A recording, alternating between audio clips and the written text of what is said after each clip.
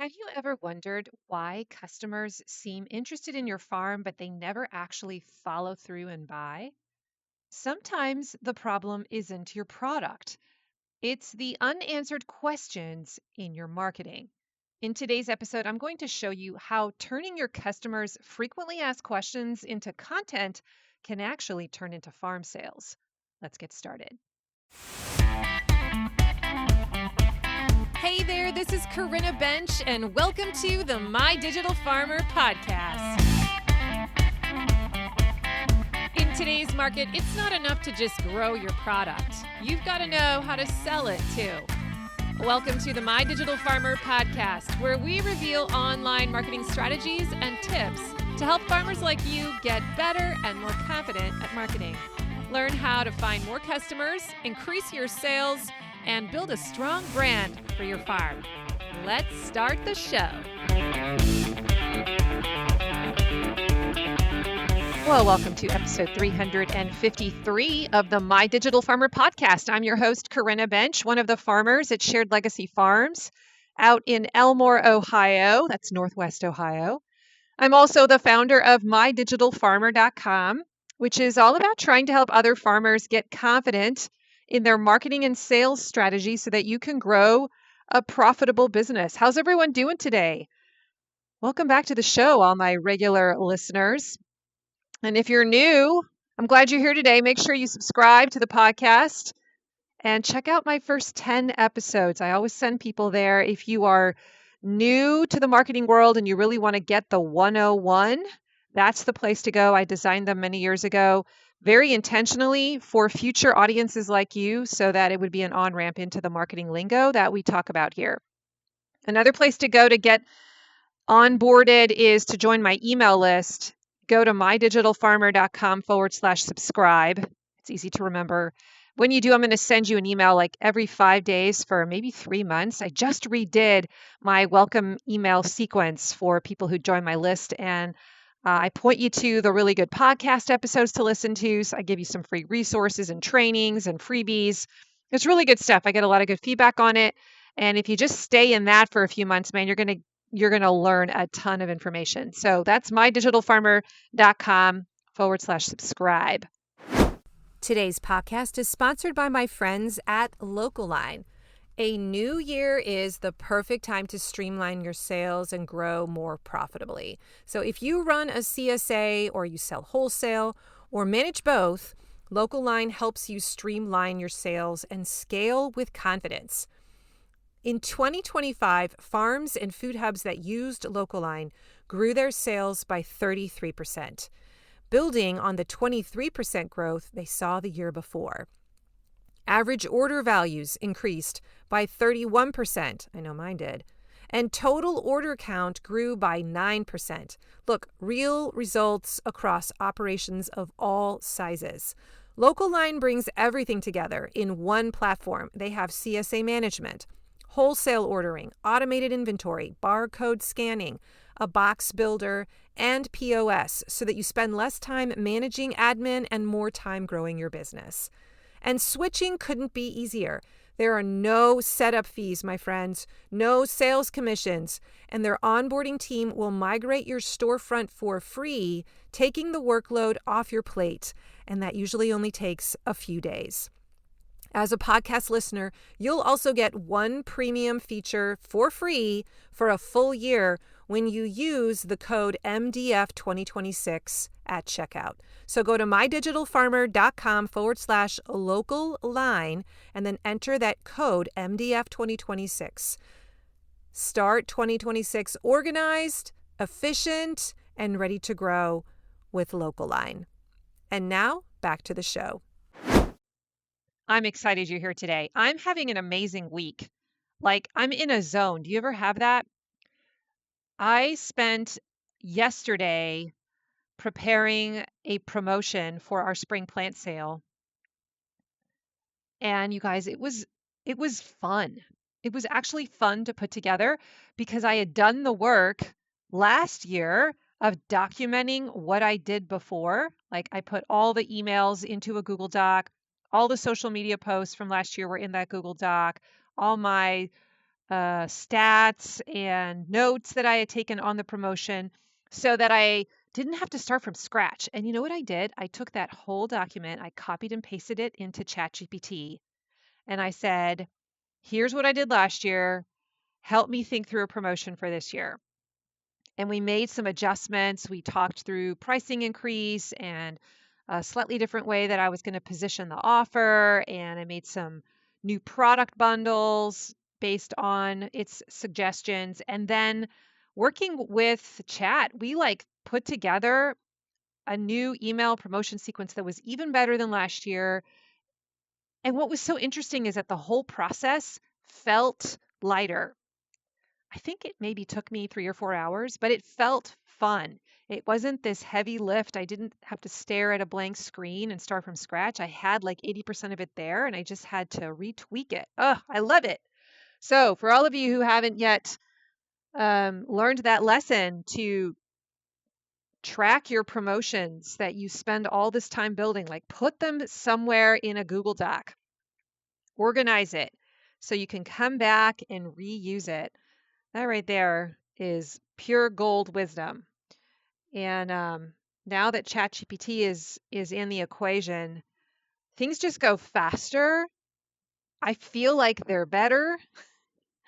I get more energized by the interaction and the ideas that come out of my brainstorm partner, ChatGPT.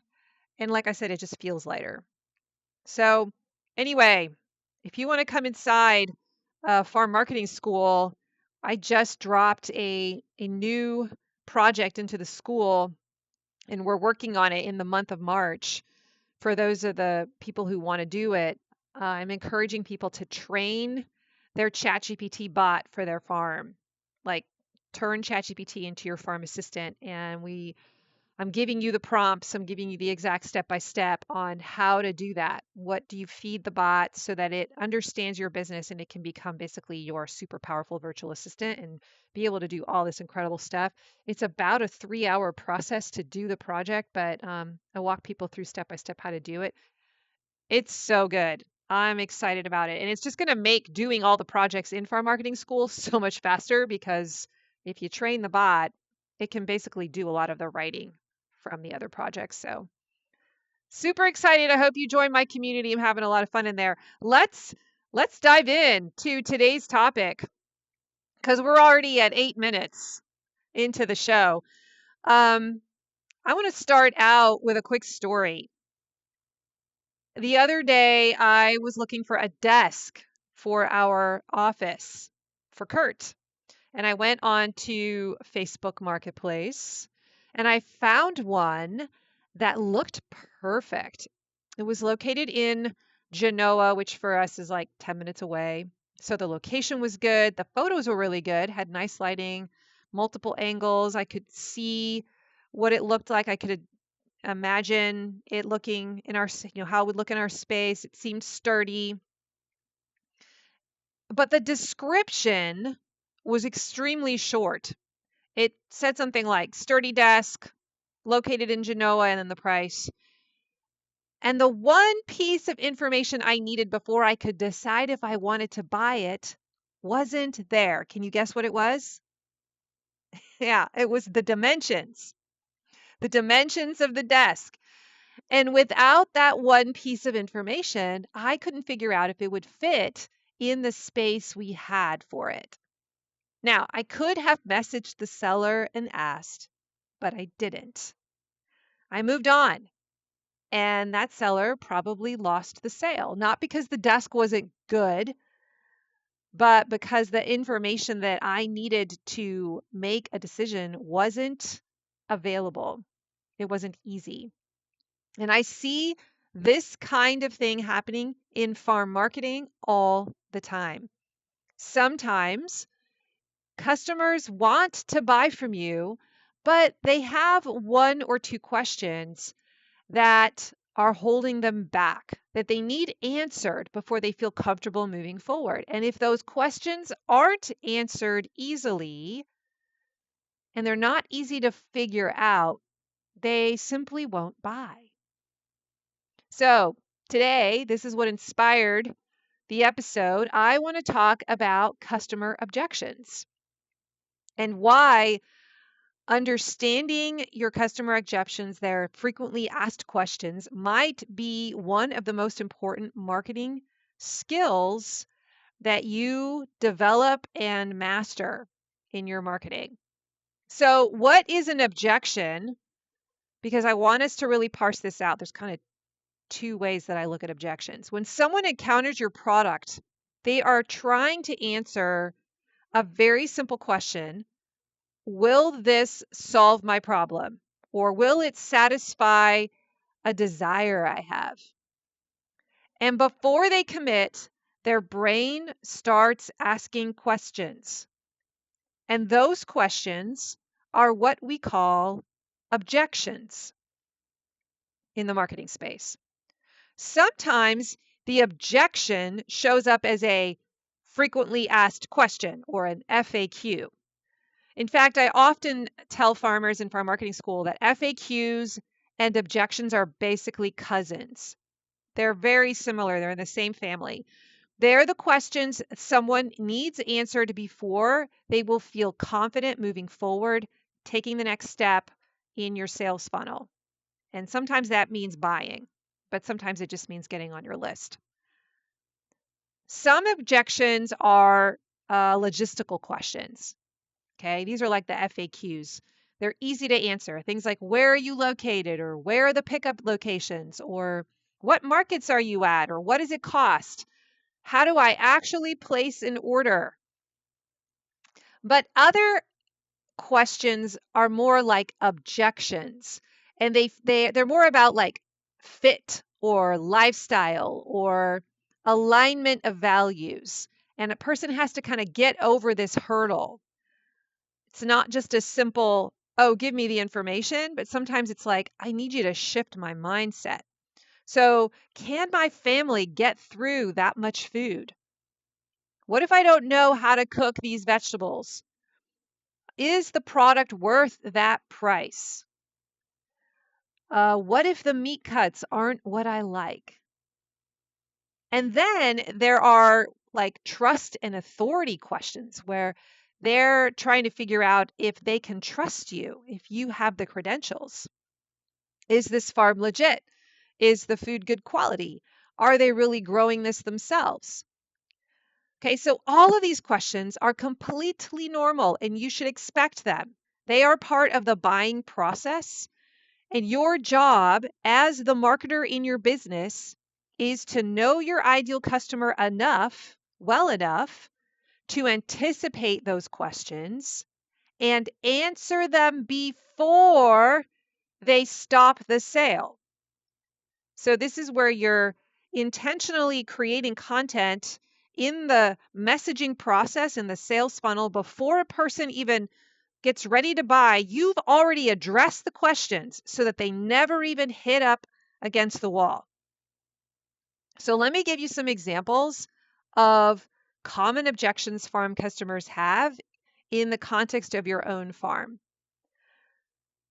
I wanted to have a section in the podcast like this because I think sometimes when farmers who are first learning about this concept hear about it, they aren't even really sure like what falls into this category. So let me quickly run through some very common FAQs that maybe should be addressed on your sales page, on your website, and your social, wherever. We'll talk about that in a minute. Some of them may not apply to you, but let's go through some really common ones. Basic logistical questions. Things like, where are you located? What are your hours? Where can I buy your produce? What farmers markets are you at? How do I place an order online? What are the pickup sites and pickup times? All right, these are very black and white answers. It's not a gray zone. It's not like a question of values or, well, it depends. Like you're either open on Sundays or you're not, right? And that's going to be a determining factor for some people. Yes or no. Am I in that area on the days that you're open or am I not? And that's going to determine whether they can buy from you. So these may seem obvious to you, but if they aren't clearly stated somewhere in your messaging, they can become roadblocks. It creates friction.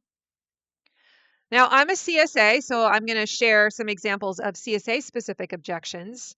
And if you run a CSA or you're thinking about it, you've definitely heard some of these before. Is this too much food for my household? Now, that's a subjective question. I can tell people how many vegetables they'll get in the box, but it may still not really help them figure out if that's too much food, right? So this is where I'm going to maybe have to do a little bit more hand-holding in my content to try and help them see and judge for themselves if it is. What if I don't like certain vegetables that you give me? What if I go on vacation and I miss a pickup? How long do the vegetables last? Do you provide recipes and help me figure out how to use the food? Am I going to waste a lot of food? Is it worth the cost compared to what I might get at the grocery store? These are very normal questions. I know some of them get our hackles raised, but we need to let that go, all right? Because ultimately we're here to serve the customer and we're here to try and remove friction and help them. Sometimes I look at myself like a doctor prescribing medicine. Like, can this help you? Do I really believe this is going to help you? Because then I'm going to be passionate about pitching my product to you. And I'm going to try to show you how all your questions can be overcome. But ultimately, I'm not trying to force someone to make a decision they're not comfortable with. I'm just trying to answer their questions and let them decide for themselves. All right, if you have a meat share or maybe you have bulk beef buyers, these customers often have, I guess I would call them process questions, like how much freezer space do I need? How many pounds of meat am I actually going to get? What does the cut sheet mean? Help me figure out how to use this. Where is the animal processed? What is hanging weight? I don't understand what that means, right? There's a lot of lingo you have to teach them. How will the meat be packaged? Why does it cost more or less than grocery store beef? Like, they're just questions about cost. And if these questions aren't clearly answered, people are going to hesitate and they won't move forward in the buying process. And the buying process may not actually be going to the website and clicking on buy beef and putting a deposit down. It might be first step, reaching out to you and saying, I'm interested. And then you have a one-to-one sales call. And that's where you close the deal, right? But you've got to know what are the questions that are keeping a person from moving forward into the next step in the conversion channel. Farmers markets. Usually the objections there I find are about usage. So it might be, well, how do I cook this vegetable? What does it taste like? How do I store this? Is this organic? Do you accept credit cards or SNAP benefits? And then if you sell produce or product online, which has been a really awesome marketing outlet for us, by the way, with Local Line, I just have to tell you, it's our growing edge in our business. Online store customers, they're thinking about convenience type questions. So what's the order deadline? Where are the pickup sites? They want to know that before they start putting things in their cart. So have you explained that in the paragraph above the store? Is it really clear? Here's going to be step 1, put items in your cart. Step 2, minimum order this much, check out, choose your pickup location, right? Show them what the steps are so that they're clear about how it's going to work. And then they're going to be ready to do step 1, which is start putting things in the cart. This is a really common problem that I see. It comes up a lot with one-to-one calls in farm marketing school where farmers are like, man, I am not getting conversions. And often one of the main issues is that a person stops in their tracks because they can't figure out what happens after I start putting things in the cart. They don't understand the whole step 1, step 2, step 3 process. And so when we create together some assets and put them in the right place, we put them in the step right before a person goes to the store so that everyone has to pass through that messaging channel. It opens the floodgates up and suddenly people now know how it works. And now they're ready to go in and start placing their order. Okay, so what is the order deadline? Where do I pick up? How does buying work? What happens if something's out of stock? What's your refund policy? All of these are objections, okay? And I find that most farms generally have about 5 to 7 FAQs or objections that come up again and again and again. In other words, every ideal customer that comes through your funnel is pretty much going to have the same 5 to 7, and you're going to have to overcome the same 5 to 7 in a very systematic way. And then they get through those answers and they turn into buyers and they move on and they ascend your product ladder and they buy a lot of things and they make you a lot of money over the lifetime of their time with you. But you constantly have new people coming into your funnel, and that ideal customer is going to have the same darn questions. So we've got to have a process and a system in your marketing funnel that is addressing them. Okay.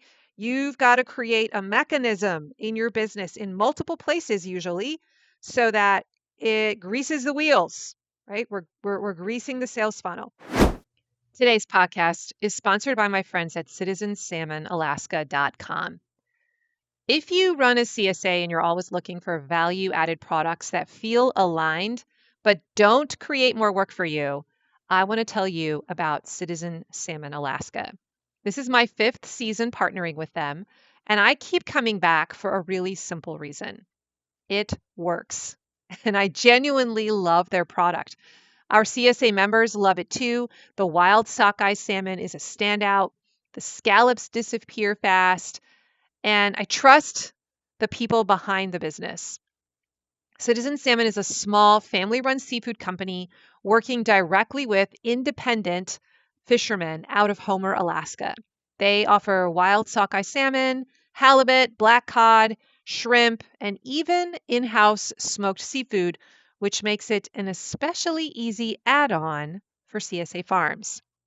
Here's why this partnership is such a win for farms like mine. I get to expand my product suite without taking on fulfillment. So I promote Citizen Salmon to my audience. My customers order directly from their website using a farm-specific code, and then Citizen Salmon ships the frozen fish straight to them, and I earn a commission without having to handle inventory or packing or delivery. And the timing just works. Halibut in the spring, salmon as the summer approaches, and then there are these beautiful seafood gift offerings for the holidays. It's 3 different promotions and 3 different opportunities to earn revenue. They are currently signing up new farm partners through April. So if you're curious whether this could be a fit for your CSA, head to citizensalmonalaska.com and reach out to Aaron to get the conversation started. That's Citizen Salmon Alaska, wild seafood done the right way, and a partnership that I'm proud to recommend. And now back to the show. So once you know what the objections are, the next step is asking yourself, where in my marketing do I answer these questions? Because your marketing should constantly be removing those roadblocks. That's what I meant when I said you build a mechanism. It is a system. It's not something you do once or every now and then when you think about it. It is a repetitive part of your messaging in this piece of the sales funnel. So let me explain some of the places where I think this happens. I think I picked out 4. Yep. The first one I wanted to highlight was lead magnets. This is a great example. A lead magnet is a piece of content that you give to a customer in exchange for their email address. So if you are selling something complicated like a CSA or like a side of beef, customers often have a lot of questions before they are willing to step into that territory for the first time, right? After they've done it the first time, they're like, oh, I get how this works. And they're regular buyers. But that first time is scary. And so a lead magnet, like a beef buyer's guide, can explain how much meat they're going to get, how the freezer space works, what the cuts are and what they're used for, how pricing works, how the deposit works, how payment works, how the cut sheet works, right? That one guide can remove a huge number of the objections and get them on your email list so that you can then pitch them via email with an automated promotional email sequence, which is something you totally can do inside of our marketing school. I teach you how to create those kinds of email sequences and how to create lead magnets for that matter. So inside FMS, when farmers are trying to decide with me what their lead magnet should be about, this is one of the first questions I'll ask them. What objections do your customers have? Because sometimes your best lead magnet is simply the guide that answers their biggest questions. So for some of you who are listening right now, like alarm bells of excitement are going off. You're like, oh my gosh, this is what I could be doing. I have an idea. I'm going to create a guide and just start promoting that guide on your social media channel or as a pop-up on your website and see if it doesn't pull in more leads. Now, the value of a lead magnet like that is amplified when you have it connected to an automated email promotion sequence on the other side so that you can, go into your email service provider and create a series of 5 emails that drips out over the course of 7 to 10 days that will essentially pitch your product that they've downloaded the lead magnet guide about. And you overcome additional objections in there. You explain it even more. You tease up their desire. You show them how to go about buying it. And if you can connect those two so that when someone downloads the guide, they get tagged as interested in that meat share or bulk beef buy, whatever, and it automatically starts that email sequence. Now you have a greater chance of converting them into a customer. Okay, so that's an example of taking 2 marketing assets and connecting them together, and they were all triggered by simply trying to address frequently asked questions. Okay, another a marketing asset that I recommend putting the FAQs on is your website. In the website FAQ section, I know you've seen this in other places when you're shopping around and looking for products. I'm sure you've seen this. Hopefully you have one of these already on your farm website. It's very common to have a section where the most common questions are listed and answered. It's just very simple. Sometimes you'll see it as like a drop-down menu where you click on the question and then the answer appears, and then it can disappear again when you click on the arrow again. Look, this is powerful because it's a set it and forget it kind of asset. Once it's written, it works for you all of the time because people are always going through your website, hopefully. Again, in the website makeover project inside of Farm Marketing School, this is a question I make you ask. Will you include an FAQ section on your homepage? I recommend that you do. And if so, where does it go? There's an ideal place that it goes. What should be included? And you're going to have to think through what are the key questions that I'm putting on there. Okay, so definitely website. It can also go tucked inside of a product description in your online store. So as you're talking about the product in the product description, you may weave in answers to those FAQs in the product description itself. Okay, number 3 is emails. Emails are another great place to overcome objections. When I launched my recent chicken pork share promo, I included entire emails dedicated to answering FAQs. In fact, I think there was one email that was called the FAQ email. It had like 12 FAQs just listed one on top of the other, so a person could skim through and find the ones that they were concerned about. And then I had a whole email that was just talking about what goes in the bag, like what comes in the monthly chicken bag, because that was more substantial and I needed to talk through ingredients and for sausages, and there was just more, and I didn't want to overload an email with too many things. So that got its very own email because it was just such an important FAQ. And so inside Farm Marketing School, when farmers are building out their email promotion sequence as an automation, this is something I am constantly beating the drum about. What objections do your customers have? What questions are holding them back? And how can your email content remove those objections? A lot of times farmers are like, I don't know what to talk about in my promotion sequence. And man, it's so easy if you just start with FAQs, like just make a list of your FAQs. And that right there is going to give you probably 70% of the content of those promo emails. Okay, and then social media is another one that I wanted to mention. It's a great place to address FAQs.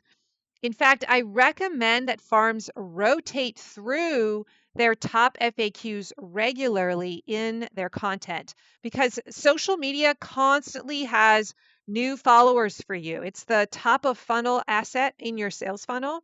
Most farmers are using it as a place to just pitch offers and try to get people to go right to the store and buy. And that's fine, but I don't find that that's a place where I get a lot of my sales from. My primary purpose of social media is to attract my ideal customer, get their eyeballs to look at me and fall in love with me, and then get on my email list. And so I have to be answering questions for them to pull them deeper into the funnel. So maybe once a month, you are posting something like, how does CSA pickup work? Where are the locations? What days? How does CSA payment work? What does CSA even stand for? What actually comes in a CSA box? Would I be a good fit? How do I know? Do I have to be a member of your CSA if I just want to buy from your online store a la carte each week? Right? These are examples of questions in my FAQ stack, and I know what they are, and I am literally repeating them in a monthly social media plan over and over and over again. I might change the picture occasionally, but a lot of times the captions are the exact same as they were the month before because I know that there are new eyeballs coming in all the time and they haven't seen this information yet and they have to see it to remove the friction and be able to move forward. Okay, so these kinds of posts quietly remove objections, make sure you know what they are and that you are repetitively putting them on your social media. This is great because when it's time to actually sit down and figure out what do I even post about, which is a common question of farmers in farm marketing school, they're kind of overwhelmed, like, oh, I don't know what to say. And once you realize, oh, a large chunk of my social media content needs to be repetitive content where I'm answering these FAQs, it plugs up a lot of the holes in your schedule really fast, leaving you actually with very little room for the day-to-day, like behind the scenes, what's going on in the moment kind of posts. So this is definitely something that we address in the social media planning section. There's an entire project where I teach you how to figure out what should be in your social media plan. And once you figure out the content buckets and the repetitive rhythm, it's very freeing. And the FAQs are a huge part of that.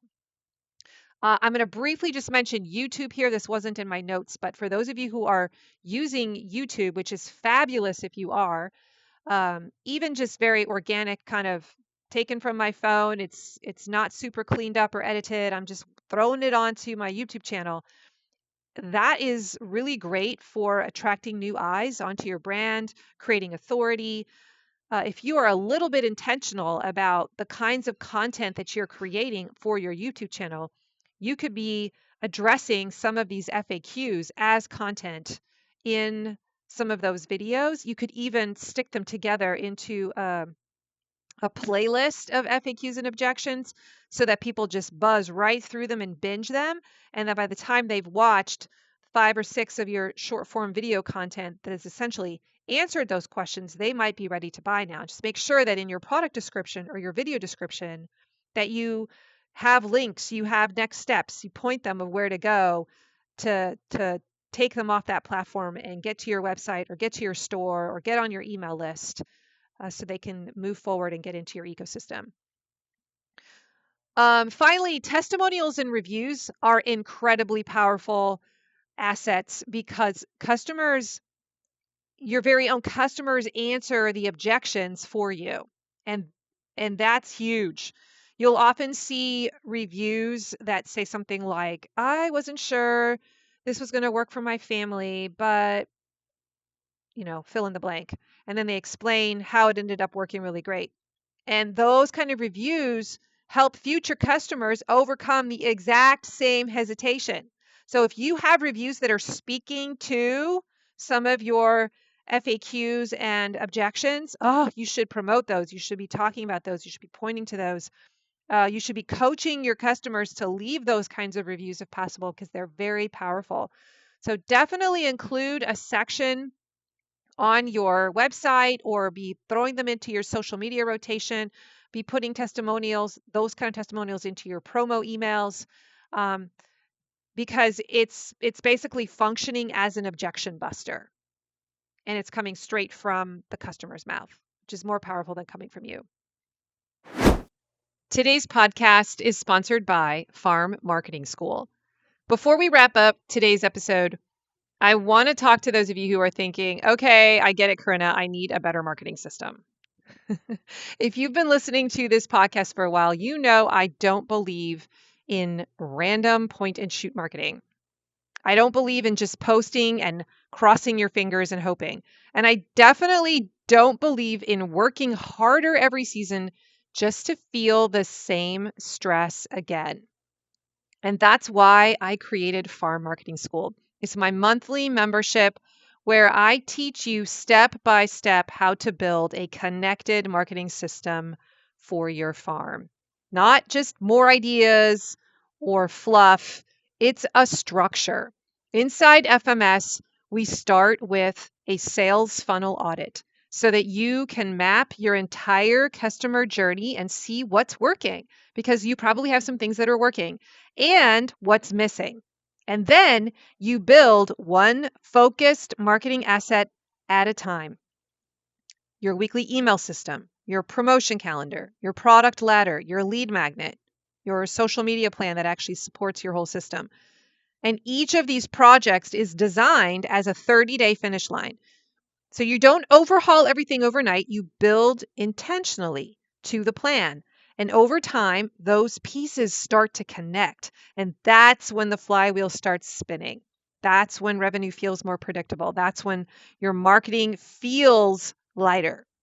Farmers inside FMS have told me things like, I finally feel like I'm on the right track. Or, we saw a huge jump in sales during our slowest months. That's not because of luck. It's because of the structure. So if you're the kind of farmer who has proven that you can grow something, but you're bumping up against the ceiling of now what, this is for you.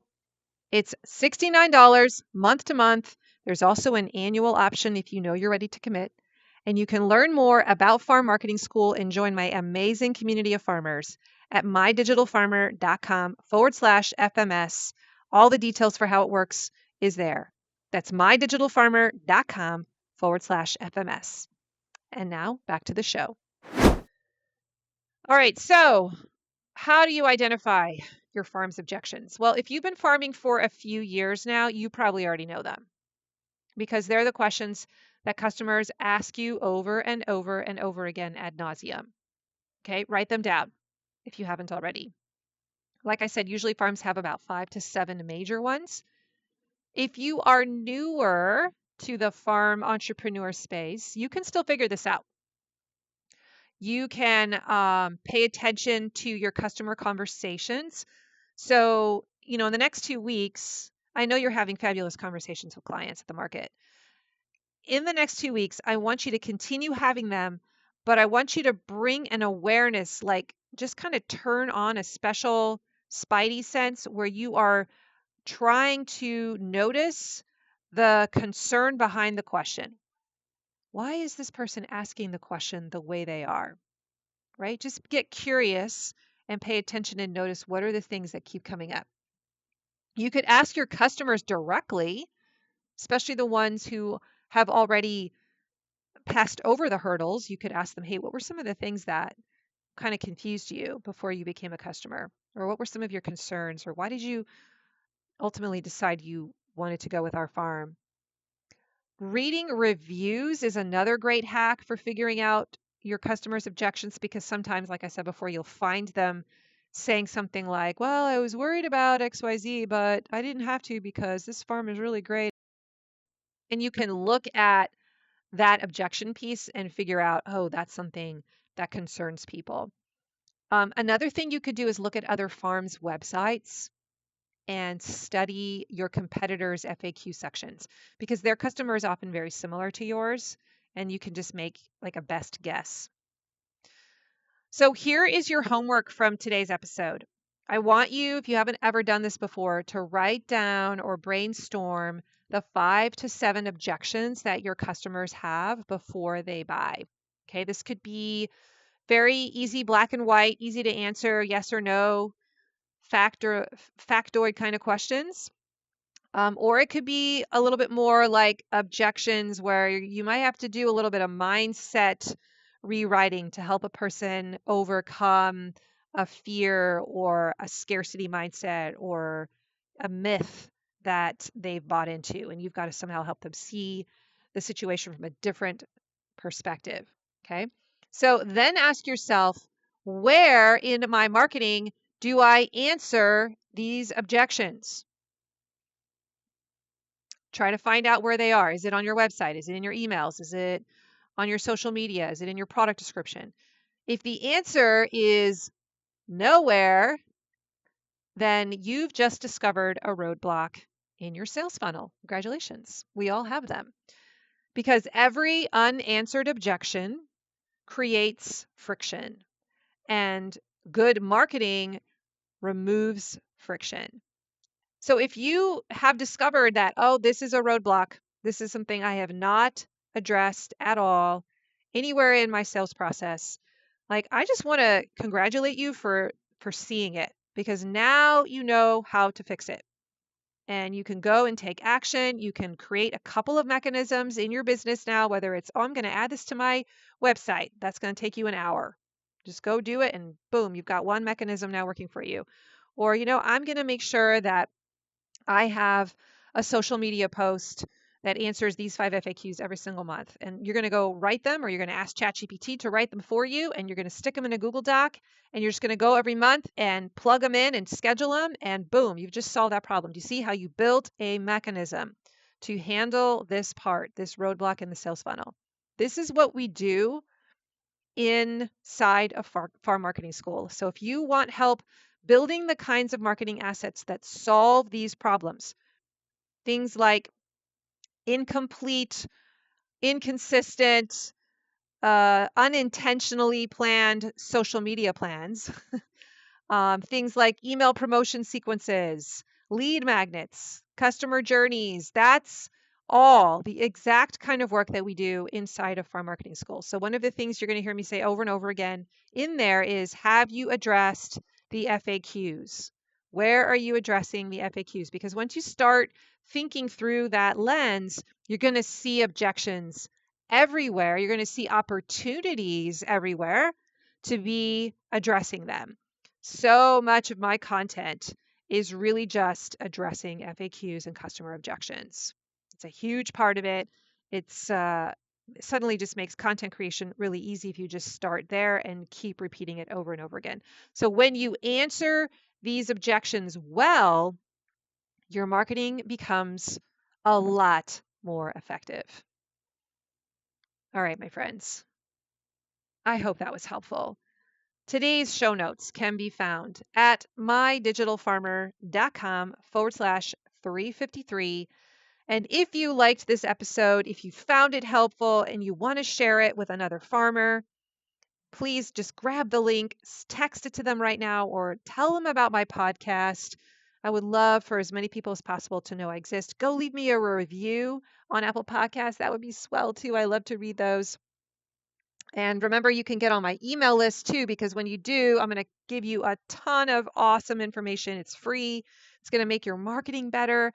If you read the emails and you take action, you are going to slowly turn into a marketing maven. So I would love to have you in my community. Even better, come into farm marketing school, make an investment in yourself, in your marketing edge, and work on it for 4 or 5 months. You can make so much progress, remove so many obstacles and hurdles, finally build these assets in your machine, the systems, the mechanisms, and connect them. That's when the power starts to happen. And I would love to coach you through that, encourage you, and help you get it done. You can learn more by going to mydigitalfarmer.com/FMS. Man, I know some farmers think to themselves, oh, it's getting busy, main season.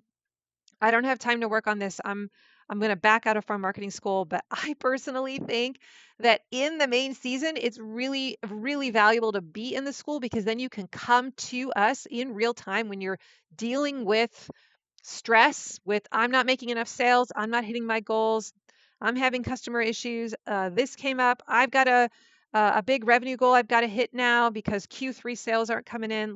And we can figure it out together. It's just an amazing place to be when you're in the thick of it and feel supported and encouraged. So I hope you come in and join my community. I love it. I'm passionate about it, and I would love to coach you. Thanks for joining me today, everyone. Have an amazing week. And remember, I believe in you. Bye-bye.